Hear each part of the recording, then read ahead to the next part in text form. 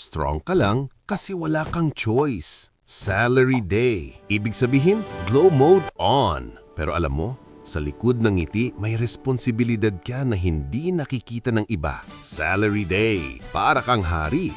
Barya, bills, utang.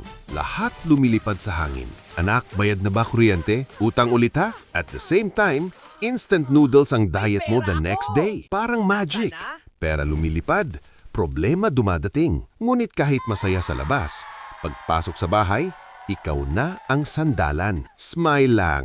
Okay lang, sabi mo. Wala nang ibang nagtatanong kung pagod ka na. Kapag breadwinner ka, responsibility mo parang weight na laging dala. Pahinga feels illegal. Kailangan mong maging strong. Pero minsan, sobra na ang pasanin. At kung walang makakausap, parang nag-iisa ka sa mundo. Nighttime, room dark, phone silent.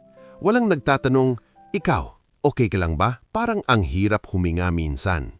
Pero kailangan mo lang ng konting malasakit pero may liwanag.